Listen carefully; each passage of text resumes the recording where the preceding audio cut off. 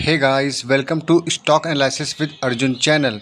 तो आज हम वॉरेन इंटरप्रिटेशन बुक का चैप्टर 14 पढ़ेंगे। Let's start. कंपनी में इस्तेमाल होने वाली सभी तरह की मशीन्स का मूल्य समय के साथ कम होता रहता है और एक दिन उन्हें बदलना पड़ता है। इसी को डेप्रिसिएशन कहते हैं। उदाहरण के लिए मान लीजिए कोई प्रिंटिंग प्रेस की कंपनी है। उसमें जिस प्रिंटिंग मशीन का इस्तेमाल किया जा रहा है उसकी कीमत 20 लाख रुपए है और वह मशीन 10 साल बाद आउटडेटेड मतलब ख़राब हो जाएगी।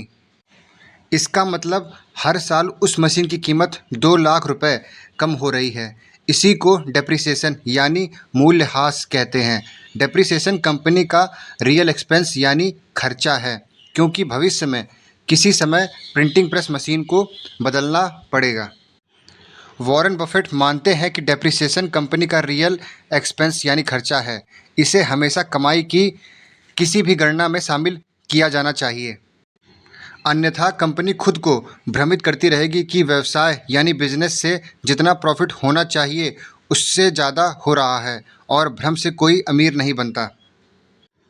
वॉरेन बफेट ने अपने रिसर्च में यह जाना कि जो ड्यूरेबल कॉम्पिटिटिव एडवांटेज वाली कंपनी होती हैं उनका डेप्रिसिएशन एक्सपेंस काफ़ी कम होता है। उदाहरण के लिए कोका कोला कंपनी का depreciation expense 6% of its gross profit है। व्रिंगली जो कि च्युइंगम बनाती है उसका 7% ऑफ इट्स ग्रॉस प्रॉफिट है और प्रॉक्टर एंड गैम्बल का 8% ऑफ इट्स ग्रॉस प्रॉफिट है।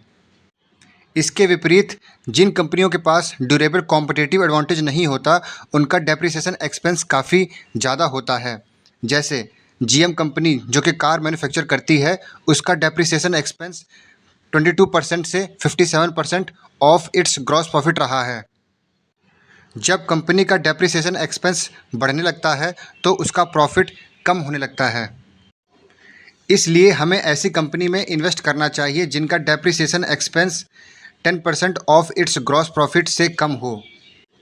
डेप्रिसिएशन एक्सपेंस चेक करने के लिए हम स्क्रीनर में जाके कंपनी का नाम टाइप करने के बाद स्क्रॉल करके नीचे आएंगे और profit and loss statement check करेंगे तो आपको डेप्रिसिएशन दिखाई देगा।